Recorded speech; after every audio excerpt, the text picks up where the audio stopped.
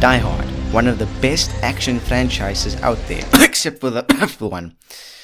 Whew, got something stuck in the old throat over there. Look, when it comes to modern action movies, they're mostly big bloated messes with stupid plots, stupid characters, and dumb dialogue. Sure, exceptions to this statement does exist, but more about that a bit later. When it comes to great action movies, on the other hand, a few come to mind. Speed, Predator, etc. And of course, the king, Die Hard. Now this movie has been talked about so much that me adding my 2 cents is not gonna add anything to its legacy, so instead I'd like to focus on 2 of its sequels, Die Hards 3 and 4.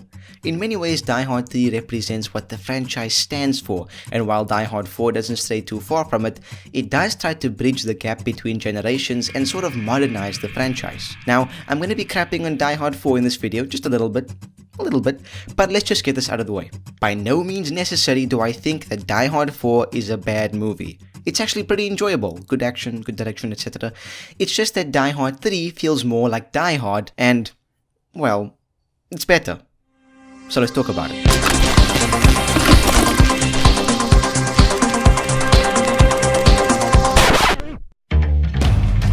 Die Hard serves as a template for the classic story of one man against impossible odds. John McClane is a snarky and quippy badass, played brilliantly by Bruce Willis, and as we've seen, he is always up against a team of sorts, whether it's well-trained German thieves, a special forces trained ex-military group, another well-trained German group of thieves, a group of hackers, etc. The point is that it's him against all of them, which really does a lot to set the Die Hard franchise apart from all of the other action film series that there are out there. Another thing Die Hard does really well is make you feel the stakes by setting everything up in a realistic sense. You see, John McClane is an ordinary New York cop, not a heavily trained martial arts gun fu persona that flies through huge amounts of bad guys without breaking a sweat. Not that guy. He's just a regular cop with regular people problems and challenges, so when you see him go up against an extremely well-knit and specialized team of baddies, you feel the pressure of how in the blazes is he going to win. This brings me to my gripe with the 4th Die Hard. It plays the same cards as the previous 3, makes the same type of choices, but in its quest to modernize the franchise, it kind of forgets what Die Hard is all about. Let's dive into it, starting of course with Die Hard.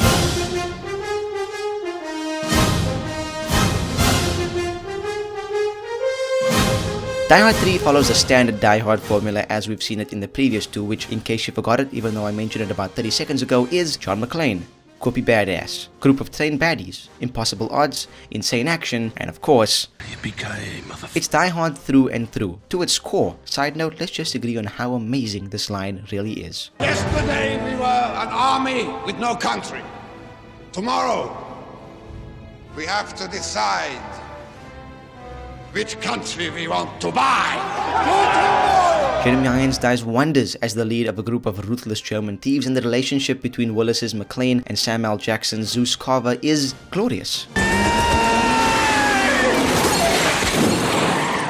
McClane faces impossible odds with no one to help him most of the time. He's up against an insanely smart villain with beastly henchmen, and you get the feeling of how is he possibly gonna come out on top. It's a well-directed, clever action masterpiece that sticks to its guns, pun intended, and does the franchise justice. Now, enter Die Hard 4.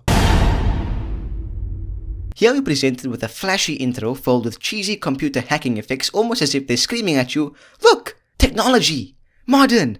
Cool, right?" Okay, with that out of the way, let's take a look at McClane. Here we're presented with another version of this character. He's older, wiser, but, and this is important, he's still the same old John McClane. I'll say this, the movie, for one, gets the character right, and that's in part due to Willis doing his thing. Now herein lies the problem. There are huge Die Hard standards that are missing. The team of baddies is led by Timothy Oliphant. Now, bless his soul, I love the guy, but he really doesn't do much here, except seem sort of evil at times. Which... I'm doing America a favor. The team is scarce to say the least. They feel less of a unit and more of a couple of people and a few hired mercenaries, which doesn't really work for me. The impossible odds are definitely there, as the city is literally taken hostage in this movie, leaving McClane to do all the work as usual, but, and this is crucial, there's no pressure. Why, you ask? Why is there no tension present? If it's one man against everyone else, why is there no tension? Well, it may have something to do with...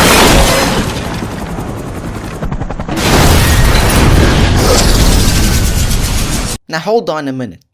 This is not the John McClane I remember. What we have here is a superhero. The man can do anything. He drives a freaking car into a helicopter, for God's sake. The realism of the film and the series, the whole idea of an ordinary cop, flies right out of the window, becoming less and less of an objective as the movie progresses. I mean, I could get by with the helicopter. You know, maybe, but then...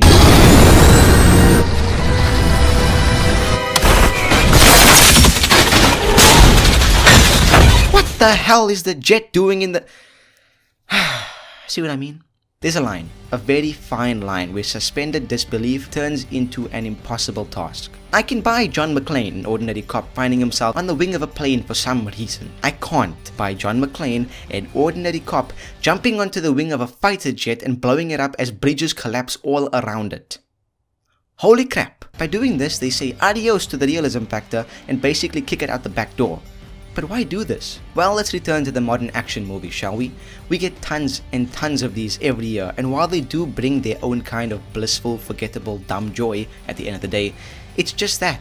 Forgettable. Look, there's nothing wrong with a fun, dumb action movie every once in a while, but Die Hard isn't one of them. And it seems that the fourth one decided that in an age of countless dumb action movies, why not become one as well? This could be attributed to pulling in a new audience, one that likes big dumb movies that make no sense, and for better, or more likely worse, it worked.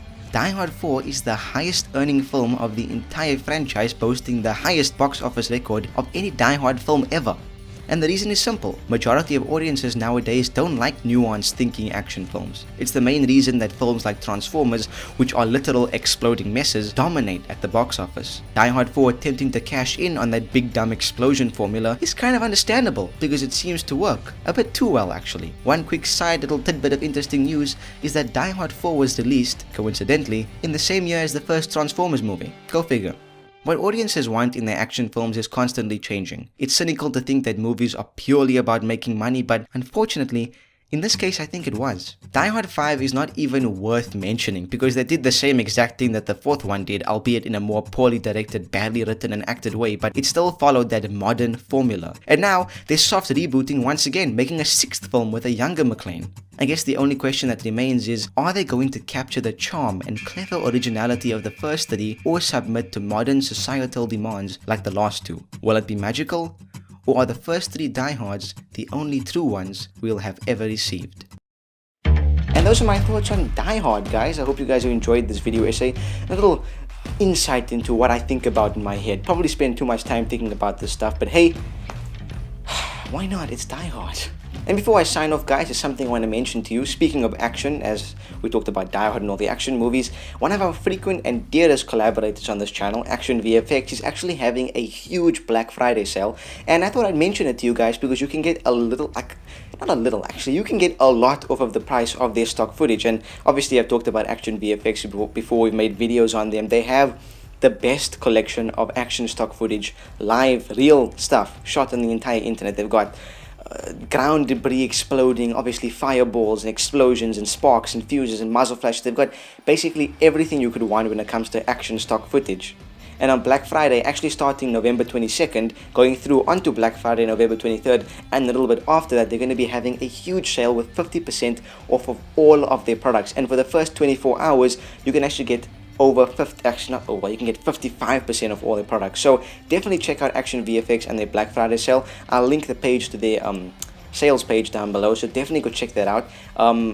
You know, it's when it comes to ActionVFX, I'm not getting paid to tell you that they're having a Black Friday sale or anything. I genuinely just believe that they have the best on the internet when it comes to action stock footage. Everyone is looking for good stock footage, and now is the best time of the year to buy it because it's 50% off. And if you get it in the first 24 hours, 55% off. The prices are slashed down the middle. So it's an insane deal. Definitely go check out their products. I'll leave the link down below. Also, stay up to date on my Twitter because I'll be posting about their Black Friday sale.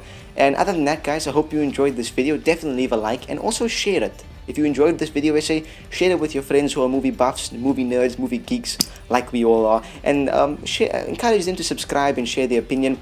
Also, one other thing, I noticed a lot of you guys that are watching actually aren't subscribed, so if you would, please subscribe down below. We're really close to 10k, and turn the notification bell on so every single time a new video comes out, you get an alert telling you, psst, hey, there's a new video, go check it out. So that's cool.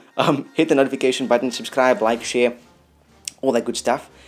Check out what can I put on the end screen of this video? Well, I'll put out our previous video essay, which is about Gotham and why it's the best comic book TV show ever. And speaking of Action VFX, I'll put our podcast episode in which I interviewed Rudolph and Luke from Action VFX. So check that out. Hope you guys have enjoyed this video, and I'll see you in the next one.